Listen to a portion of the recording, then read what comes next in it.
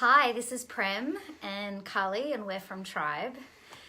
Tonight we wanted to chat about, together, just jam about boundaries in the hope that through unpacking a process which we practice, that it might also help other people to unpack when is an appropriate time to set a boundary, how to set a boundary, how to discern if it's in fact a boundary that I need to set. And I think the whole topic can be quite overwhelming for people, such that, I'll speak personally, my history has been in relationships, whether they're close relationships, business relationships, or all kinds of relationships really, in the past has been to feel a lot of feelings, not really understand so much what actually really was happening for me, not know whether it's something that I have any control over, and then just sort of pushing it down, and then essentially hoping for the best, like just hoping that if I keep my vibration high or do enough self-work that then the thing won't happen again. Or perhaps I just actually feel messed up from how I'm feeling and don't really know how to resolve it, so perhaps I then avoid the person. Or I can get into emotional intensity with the person and get into blame, or the situation keeps arising and I just end up getting more and more resentful, which eventually over time inevitably ends up becoming a serious problem inside of the relationship. Boundaries are the bomb. Boundaries really is what lets us cultivate intimacy. It's understanding it is what has us know where our power is in relationships. Yes. But also doing boundaries badly means that's the places we get fucked up and we're are offensive to other people, or we don't have boundaries, so we get violated. And so passionate about boundaries, so I love that we're doing this topic. Yeah, me too. So I want to talk about a simple boundary process. First, I want to preface that we have previously done a Facebook Live, which I think is a really useful one to watch. Perhaps after this, if you haven't watched it already.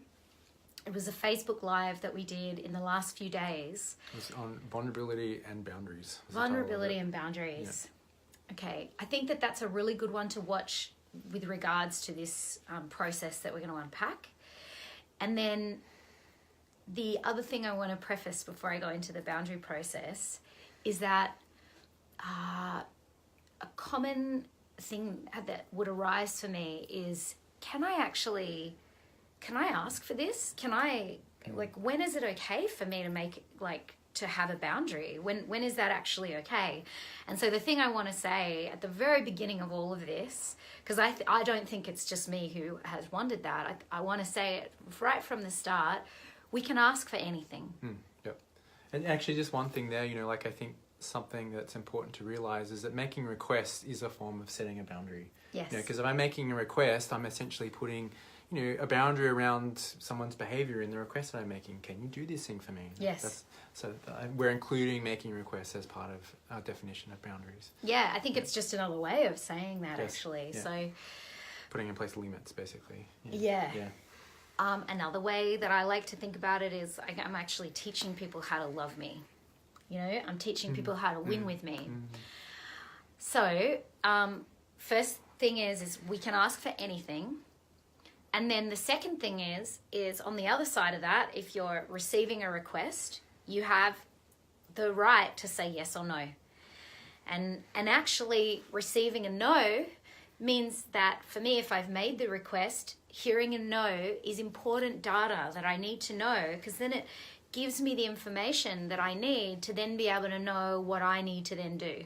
Yeah, I think this is really important because in the past I felt obligated to say yes if someone's made a request to me, and that's actually codependent and dysfunctional, and it's okay for people to make requests, it's okay for me to say no, and then we can have kind of a clean conversation about, you know, what does that mean for how we relate to each other. Yeah. Yeah. Good. Okay. So let's talk about, this is the 100 Days of Vulnerability Challenge. So I'm going to use a personal example here, and one that's pretty current. Knowing that from that gives me good practice in saying risky things, you know, places where I might feel nervous to be seen, and this is one of those. So we ran an event yesterday called Relate. It was an awesome event, went really, really well, and we felt chuffed, you know, and then... It was so good. It was so good. And then afterwards, always after we run an event or have a function, the team gets together afterwards and we essentially talk about like what worked well and where can we improve. And so we did that afterwards, and it's always, you know, I think each time we do it, there's a refinement around how to do it such that it's productive, doesn't leave us feeling messed up afterwards. It has an element of celebration to it and a feeling of support, and that it's practical as well. So sort of prefacing that from the place of understanding that we're going from good to better. But last night, when we were doing that process, I actually ended up feeling super hurt. Or I think the more the more true thing to say is that I ended up feeling quite a bit of pain, actually. And I'd like to unpack, sort of explaining the boundary process by unpacking what happened last night. But before I do that, I just wanted to check in. Is there anything that you want to say or add yet? No, I like what you're sharing. I'm just like really keen to, you know, use this as an opportunity to look at how we work in a sense, you know, and how boundaries is like an important part of having good kind of compassionate for ourselves and one another, you know. And so I like that we're revealing ourselves in this example, and I feel some vulnerability in it, but that's the point, right? And so I'm like, I think it's a useful thing to do for us and hopefully for people watching as well. Okay. So step one of so I want to preface as well, this 5-step boundary process you can read about on Vicky Tidwell Palmer's, if you go to her website, she has a place where you can receive the PDF of this process. It's called the 5-step boundary process, Vicky Tidwell Palmer. And we are a fan of this work. So this first step is the data. So what was the data?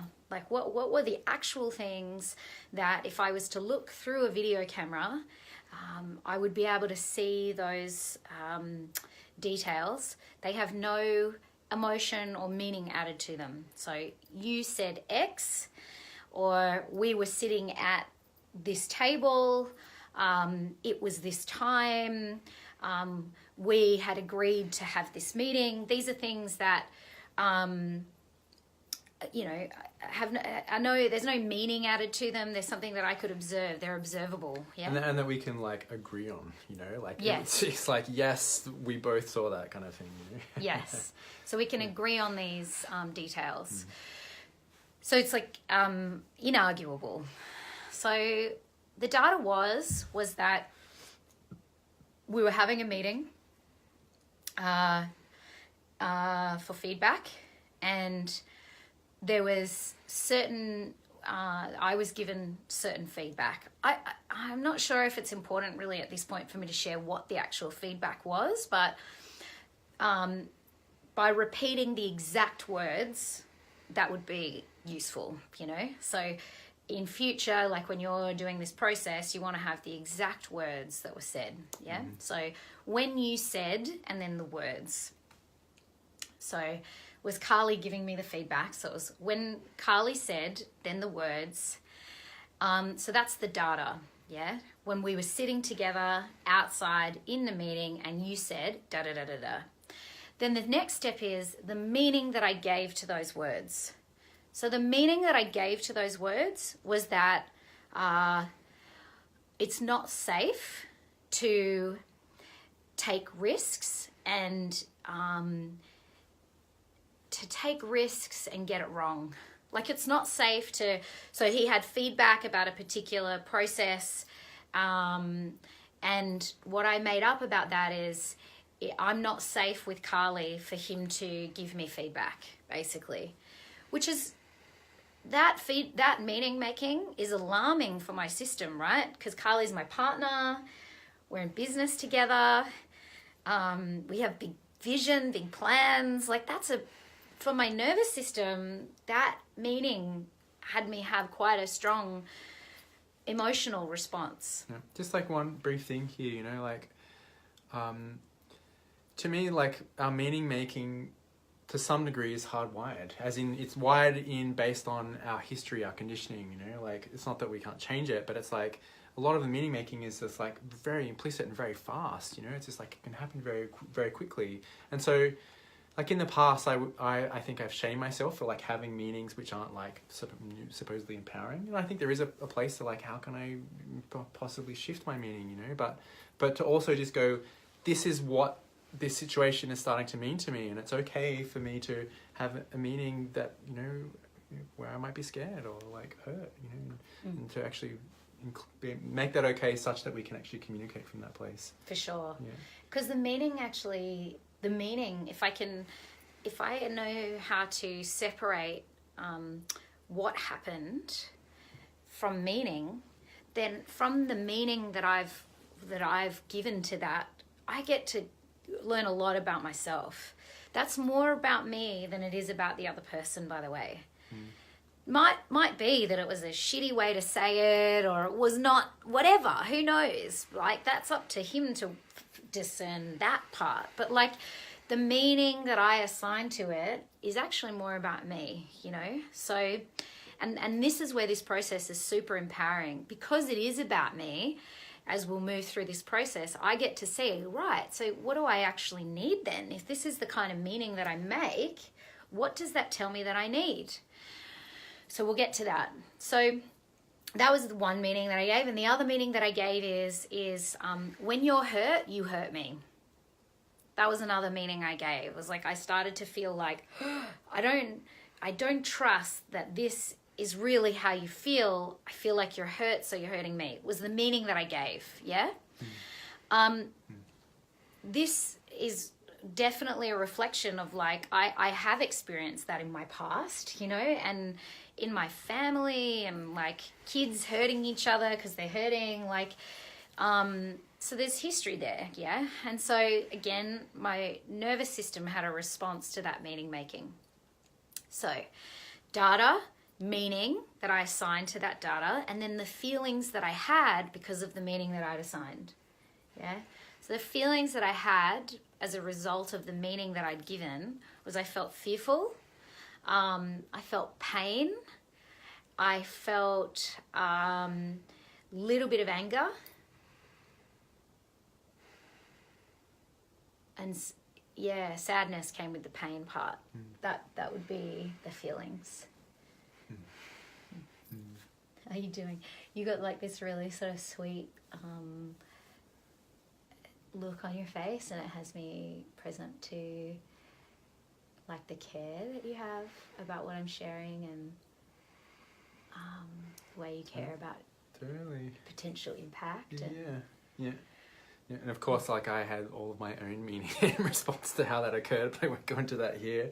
But I feel a lot of care around it. Yeah, I feel a lot of care for you and what you're sharing and what it says about you and your history, and how like I had impacted you in that moment, even though that wasn't my intention, but I did. Yeah. Well, one piece I do want to add to what you're saying is that it's quite interesting to me that I think feelings and meanings like co-arise a lot of the time. I feel this thing and like, whoa. So it can be like, I feel a thing, and then what meaning has me feeling that thing? You know, so it's like they're kind of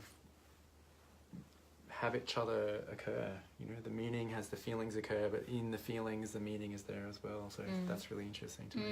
It's a bit of a bookmark for, I think, a different conversation. But, yeah. And that has me think about the previous Facebook Live that we did around boundaries, internal boundaries, you know, and like I had these feelings and I was inside, like you're inside, there was this moment of like, you're making me feel like this, you know,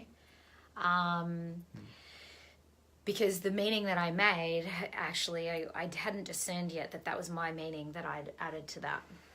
It can happen like so fast. Very quickly. It's like just really fast. Yeah. And this is where I think this style of process is like a mental checklist to kind of help slow it down a little bit. I think is so valuable. Like I'm a big proponent of like memorizing these types of things to like be able to use them to slow ourselves down in the moment.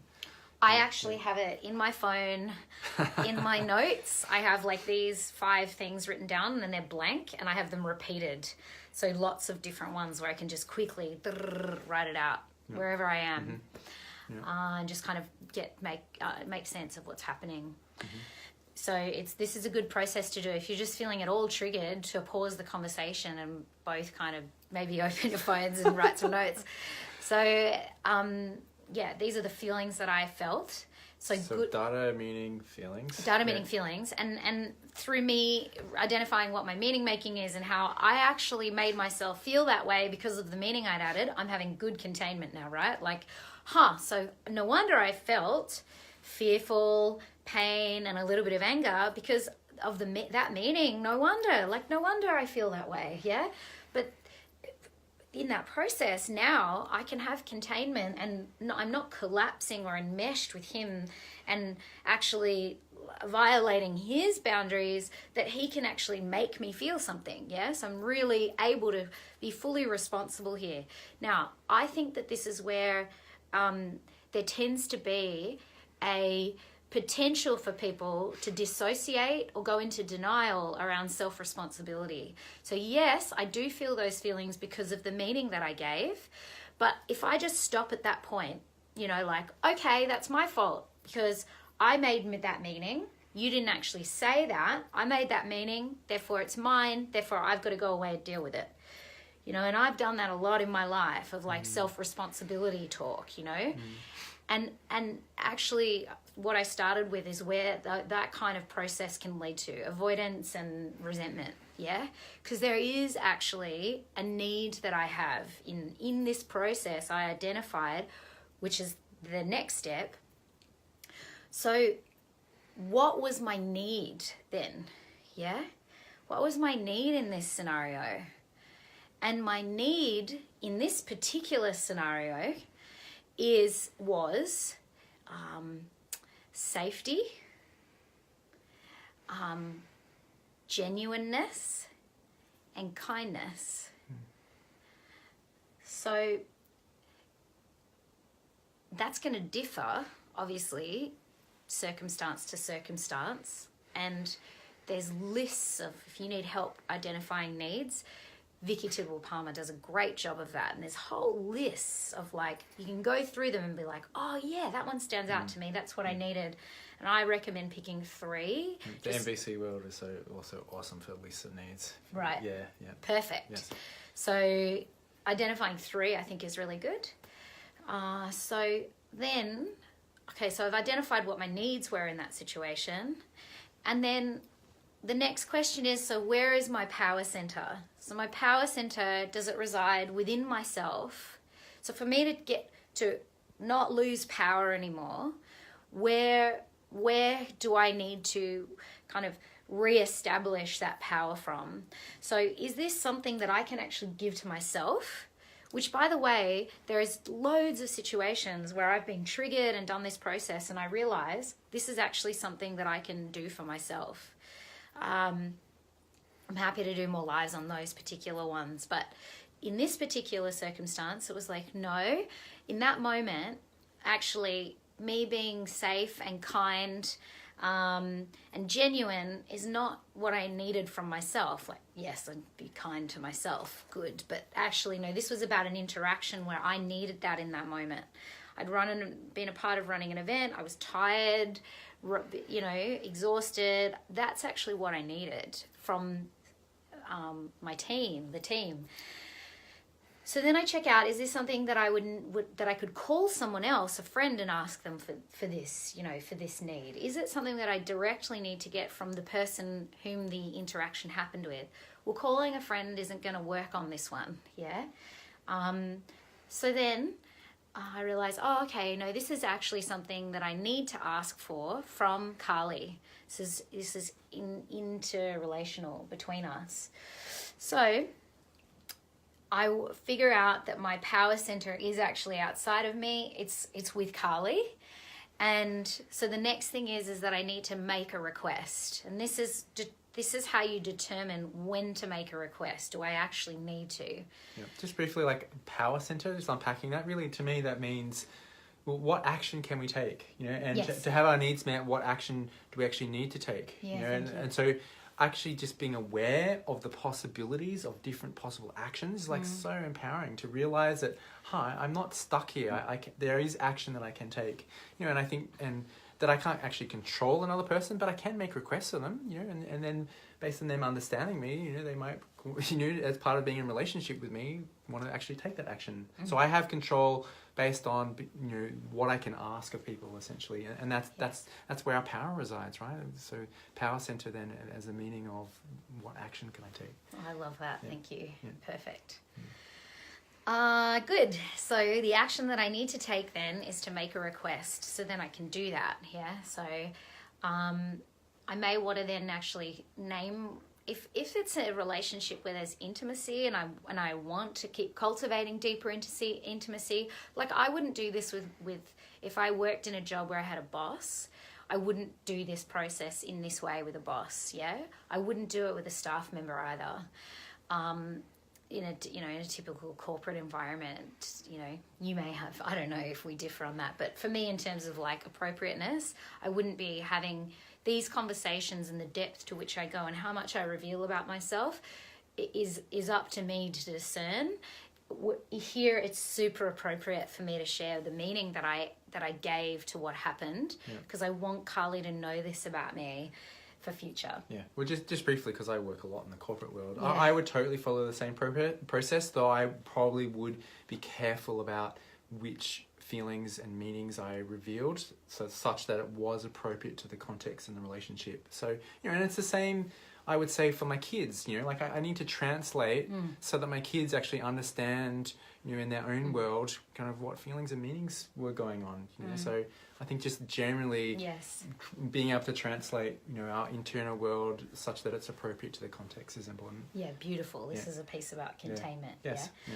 So I want to share with Carly the meaning I made, because that's an important piece for us in terms of him understanding me more and getting where my world.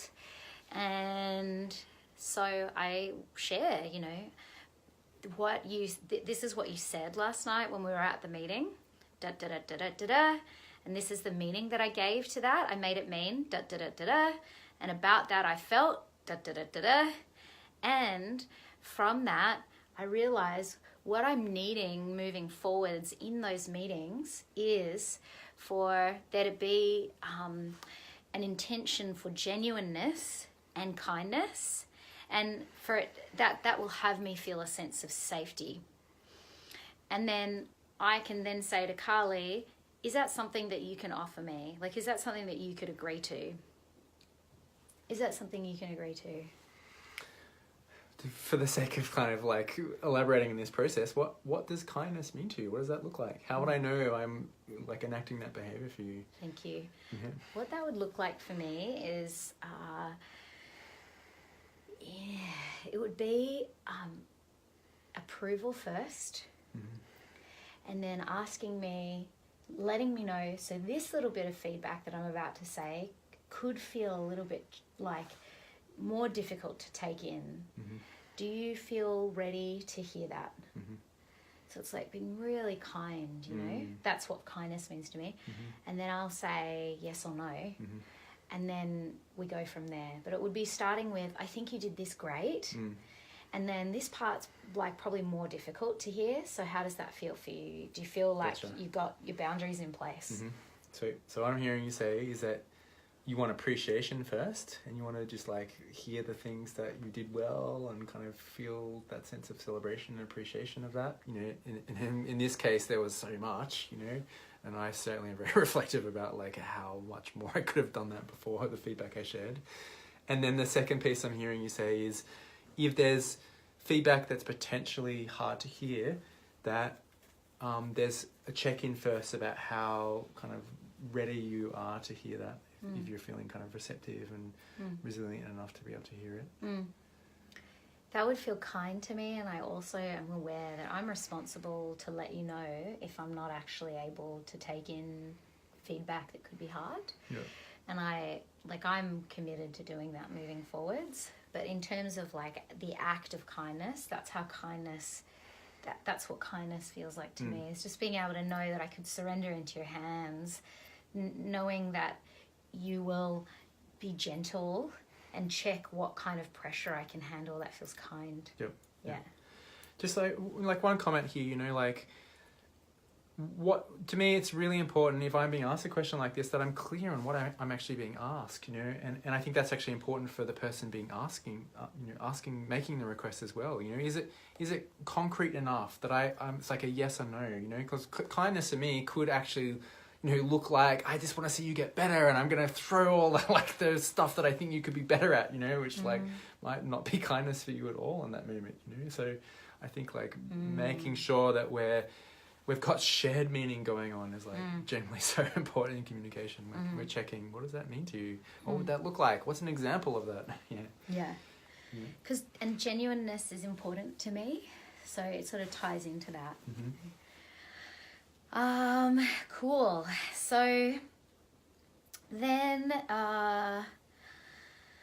and in terms of the genuine piece, it would be to check in with you how you feel before you give me feedback, to see if where you're coming from is like genuinely to support me to get better, or if you feel actually hurt or pissed off and your feedback actually has some hooks in it or a bit of charge to it, where it's a bit of a, you know, I'm upset, so I'm just going to say this because I'm upset or whatever, because that was kind of the meaning that I added to it, right? So what feels good is to know that's a part of the process too. So what I'm hearing is that you want me to be clear about my intent and to actually share that intent with you and make sure that you feel good with that intent in the moment. Yeah. Okay, nice. And so hearing that, does it feel like something that feels like could be a yes to you? Do you need some time to think about it? You would know? So what I think is actually really important in this step is to actually really check in with ourselves. Like I said earlier on in this Facebook Live, I think said yes out of a sense of obligation a lot in the past and haven't actually paused to go, well, am I actually a full yes to this? And so like when I check in with myself, I'm like, well, I'm definitely a yes to you feeling cared for. That's really important to me. I think I'm a yes to appreciation first. That feels good to me.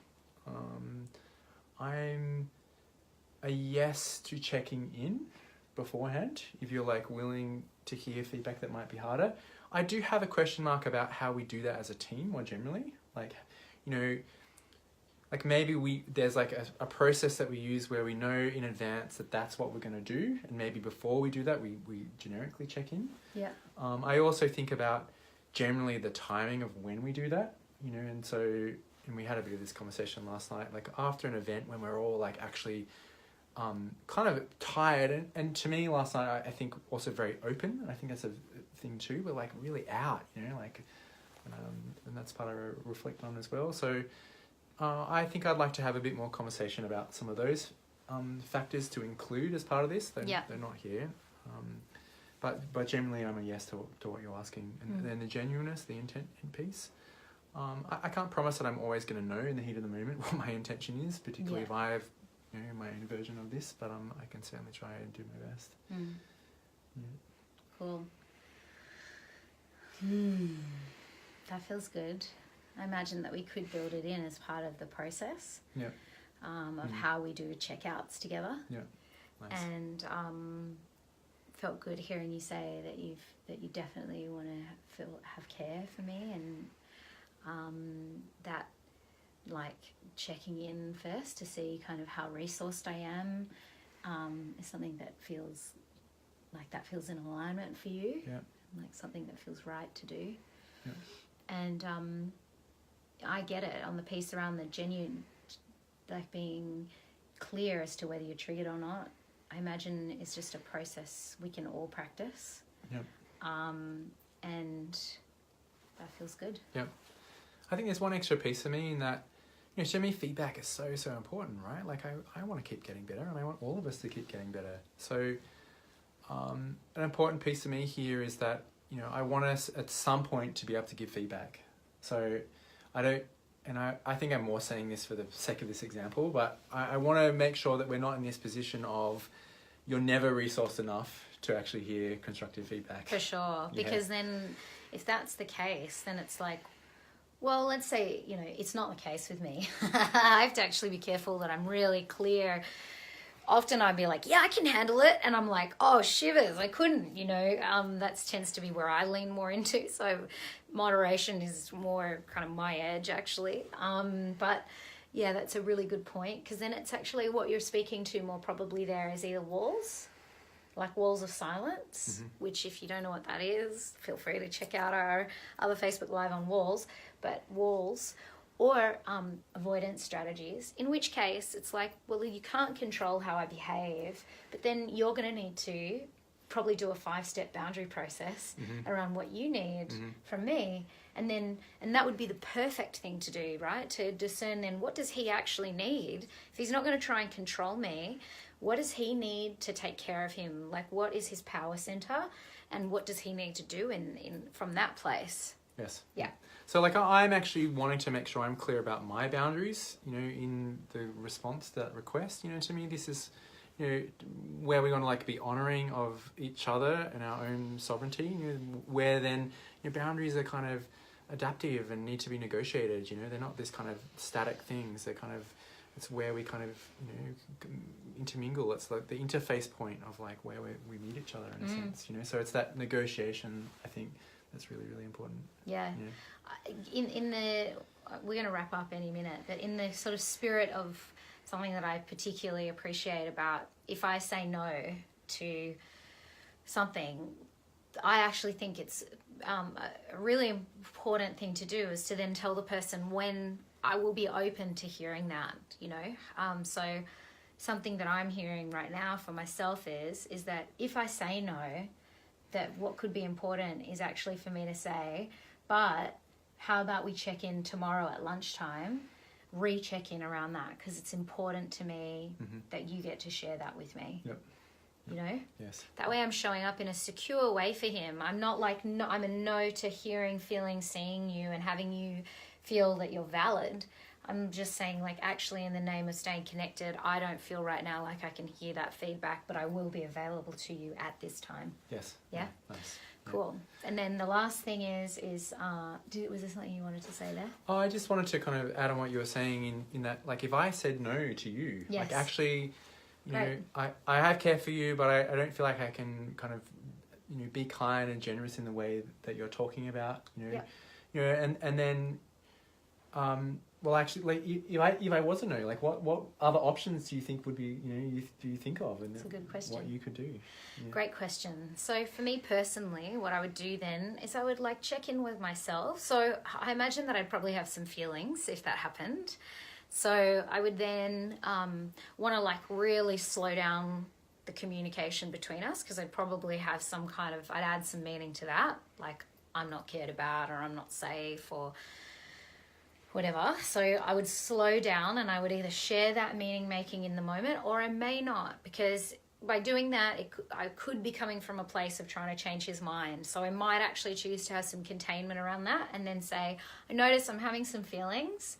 And if I feel triggered, I probably would I would say, hey, can we come back to this conversation? Because I would want to work out for myself, well, what do I actually need then?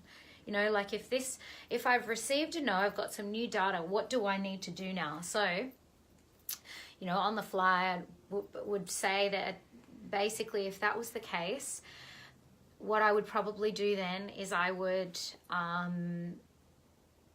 want to have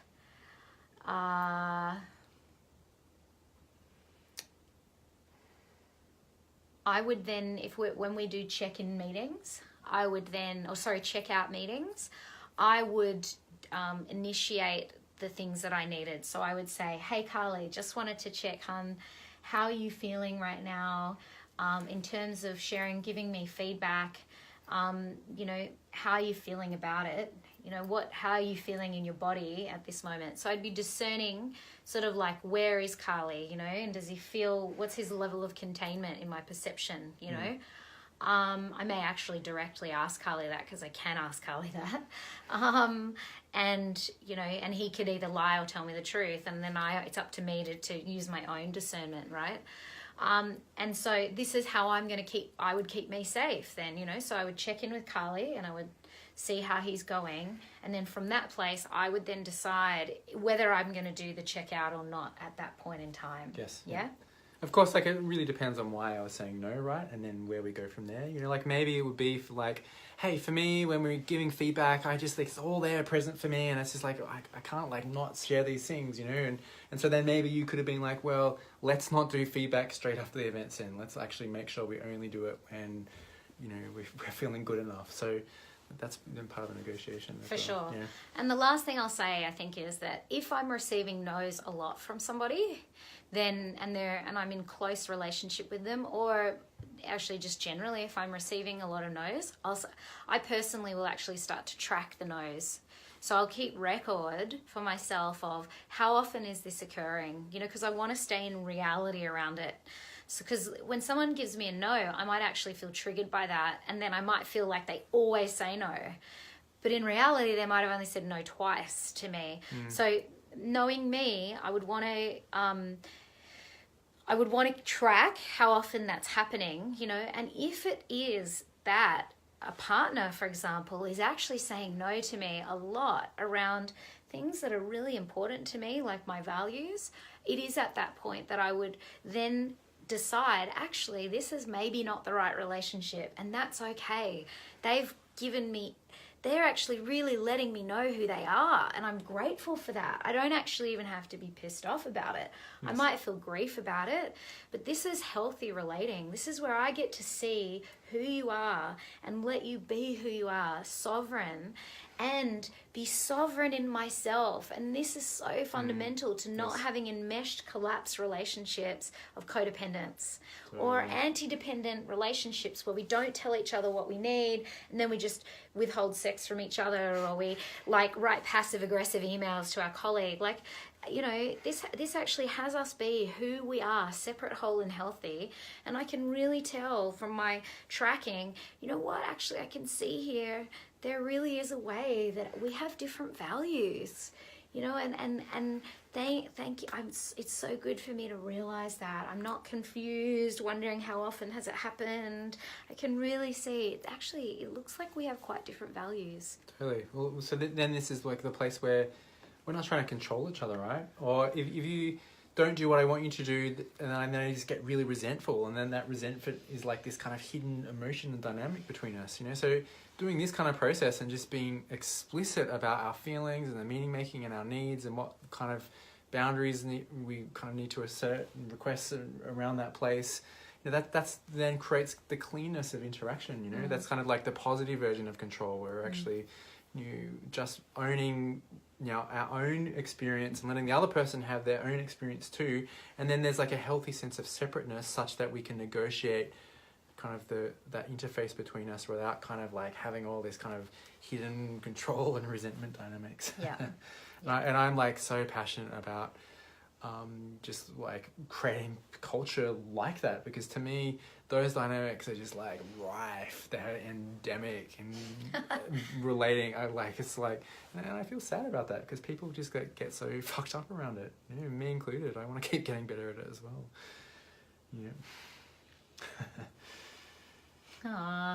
It feels good to, we actually did unpack part of this towards the end of the boundary request, and it felt good to kind of do that live. It was a bit risky. I appreciate you trusting me and navigating there with me. welcome. Thank you as well. Taking a risk. We done? We done. Sweet. Cool.